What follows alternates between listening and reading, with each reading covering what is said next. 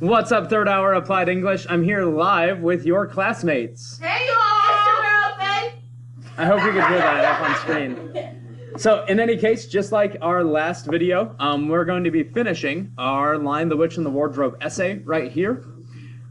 My students in class, I just want to remind you that you should be following along in your own draft. We will review really briefly what we did yesterday before we finish this thing off. So here's what we have. We started with our heading and title. It might be valuable for you guys on paper to make sure your heading is in there. So again, your name, first and last. Teacher's name, I'm Mr. Hansack. Course and the date right there. We also centered a title above our essay and called it Symbolism Saves. From there, we wrote our introduction. So I'm not going to reread the entire introduction right now. But what we want our essay to prove is that the theme of this story is that faith in Jesus Christ saves people from temptation, and that C.S. Lewis uses symbolism to bring out this theme. We already wrote about this in our first body paragraph too. By the way, if you need to catch up on these earlier paragraphs, please watch the video that I uploaded to Schoology and YouTube. That does allow you to catch up on these paragraphs. I can't really stick on them for long today because we have to finish this essay. We also wrote one nice, strong, big body paragraph here about Lucy and Edmund, right? We used a paraphrase about Lucy forgiving her siblings. We also used a direct quote about Edmund from page 43, explaining Edmund's selfishness, how he is a representation, a symbol for sinners in this text. The place where we finished off yesterday was in writing about Aslan and the White Witch. We got our topic sentence down, but now it's time for us to finish off that body paragraph. And then we can conclude from there. So we said two other characters, Aslan and the White Witch, are also valuable symbols in The Lion, the Witch, and the Wardrobe. I should probably spell that out. Actually, what did we say? Do we use that in our first one? We said in the story. I want to use it again right here. I know it's long, but we should use it.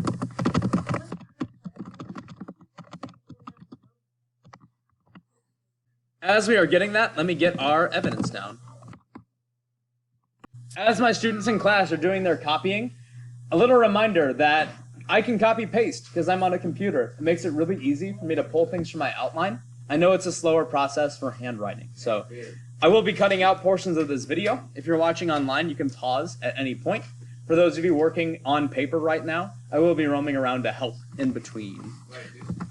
Now, I copy-pasted a big section from my outline, and I can just get rid of the garbage.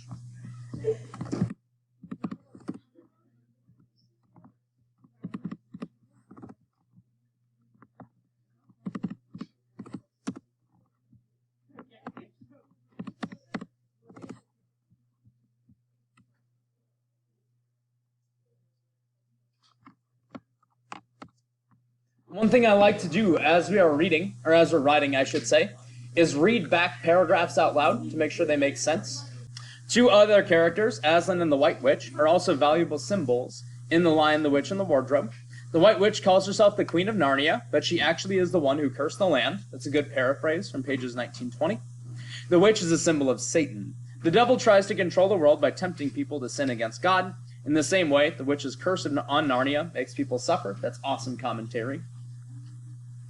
And I'm just taking a peek at our outline to see what else we need to add here.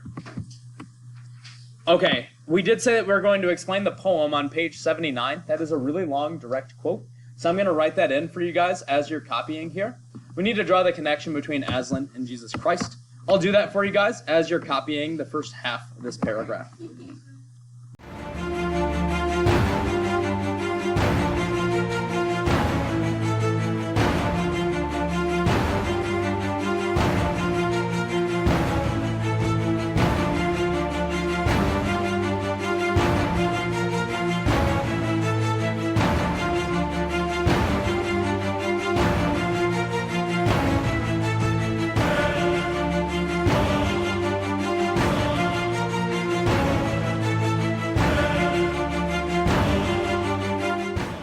All right, third hour, let's bring this back. I want to make sure we got some time to finish this essay.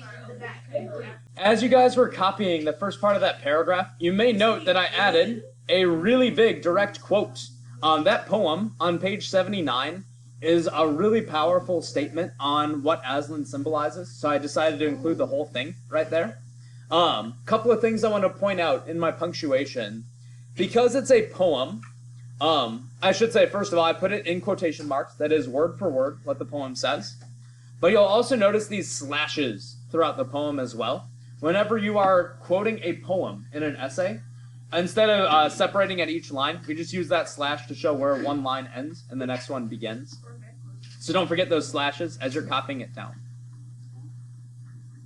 We still have to add some commentary there, but I'm going to leave this up on screen for the sake of copying. I know it's a long, direct quote. All right, y'all, let's bring this back. So we're close. We're close to done with this big body paragraph here. What we need, though, is a little bit of commentary here to further draw that, that connection between Aslan and Jesus, right?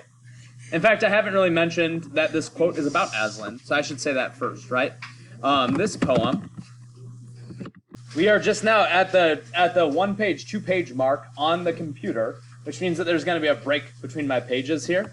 I'm going to scroll up here just to here for another minute here. If you're a little bit behind on copying, let's make sure we get that, because then I do have to jump down to another page. Can I scroll down a little bit? Okay. So this is, that is where that page break is right there. So. All right, y'all, so let's continue here. I want to make sure we can finish this essay in time. This poem is referring to Aslan, who symbolizes Jesus Christ. All that's left for us to do is explain the connection between Aslan and Christ in that poem. Does anyone maybe have an idea on how I can frame this in my writing? What can I say here? What if I said something like, just like how Jesus came into the world, just like how Jesus came into the world to deal with sin, Aslan came to Narnia to end the witch's curse.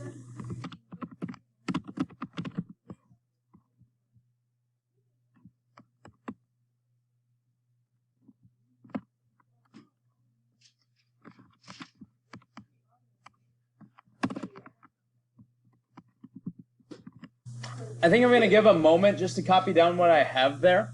This is a long body paragraph, so we'll definitely want to read this one out loud to see if we like it or not before we move on to our conclusion. Hey, y'all, for the sake of time, I'm going to scroll up a little bit here just to start rereading this paragraph back. You may continue, ladies, thank you. You may continue to copy down as I'm reading this paragraph, but I also want us to keep our ears open to see if there's anything that we would change about this thing. Only thing I'm really not certain about is whether we need more commentary here or not. We have to keep our ears open for that. Two other characters, Aslan and the White Witch, are also valuable symbols in the line The Witch in the Wardrobe. The White Witch calls herself the Queen of Narnia, but she actually is the one who cursed the land. The witch is a symbol of Satan. The devil tries to control the world by tempting people to sin against God. In the same way, the witch's curse on Narnia makes people suffer. However, on page 79, a poem states, "Wrong will be right when Aslan comes in sight. At the sound of his roar, sorrows will be no more. When he bares his teeth, winter meets its death. And when he shakes his mane, we shall have spring again." This poem is referring to Aslan, who symbolizes Jesus Christ.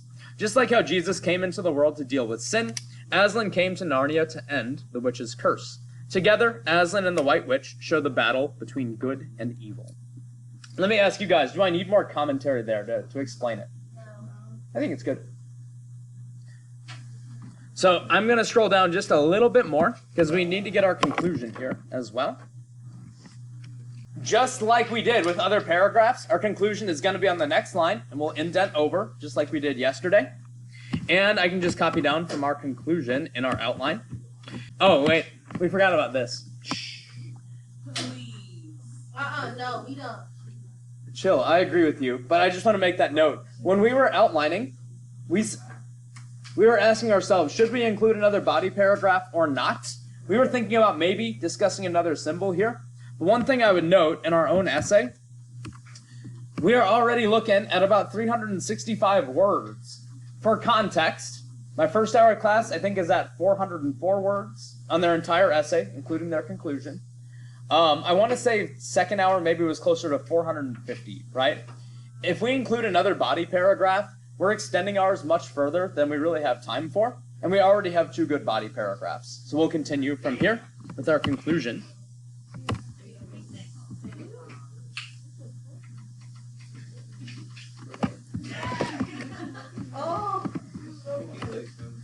One thing I would note for you guys, our conclusion is one that I kicked out to you as part of a virtual lesson last Tuesday.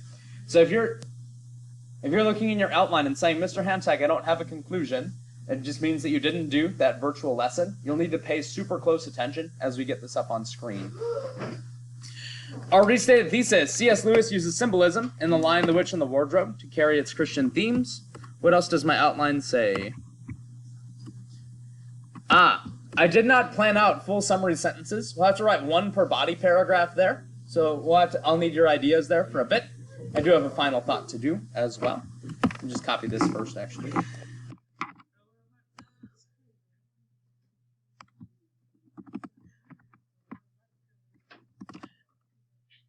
And now we just need some summary sentences here as well. I don't want to have to scroll back through the entire essay to get summary sentences here. Excuse me. So could I please maybe have someone just look back at our first body paragraph? Who or what did we write about first in our body? Oh yeah, we did a Lucy and Edmund together. So here's the thing. Whenever I plan out summary sentences in my conclusion, I usually write 1 or 2 summary sentences per body paragraph. I wonder if I can do Lucy and Edmund together, right? Lucy and Edmund. Is there maybe a good verb I can use right here? Ooh, symbolize? Symbolize. What do they symbolize? We said Lucy's a symbol of faith, right? Yes. Faith and... What does Edmund symbolize?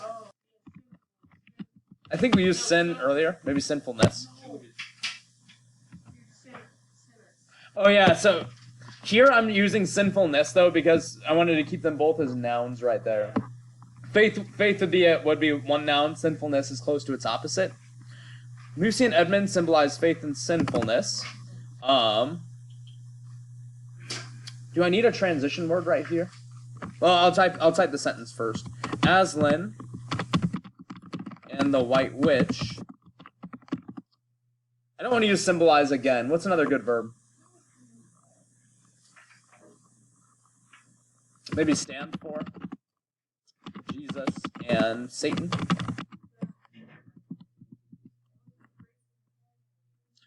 I should ask you guys, should I add a transition word before Aslan here? Let me read it back, see how we like it. C.S. Lewis uses symbolism in The Lion, the Witch, and the Wardrobe to carry its Christian themes. Lucy and Edmund symbolize faith and sinfulness. Aslan and the White Witch stand for Jesus and Satan. Besides reading the Bible and listening to Sunday sermons, people can hear the gospel message through such symbols and stories. You like it, Alicia? I should add something before Aslan. Is there a word you like there? No, No? What if I said something like, likewise? I'll add likewise. Yes, so we're actually down to our last 5 minutes of class right here. For those of you following online, I'd like to remind you can pause this at any point for copying. I am going to cut this off so that I can help my students in class to finish up. One thing we haven't done yet is proofread our essay. We don't quite have time to do that as an entire class, but I'm going to ask my students to proofread their own writing before they hand it in. Please remember to check through your own writing for things like capitalization, spelling, and end marks just before you hand your essay in. If you're doing this online, I'll collect your essay once it's done, but I want to make sure I can help my students in class finish as well. Peace.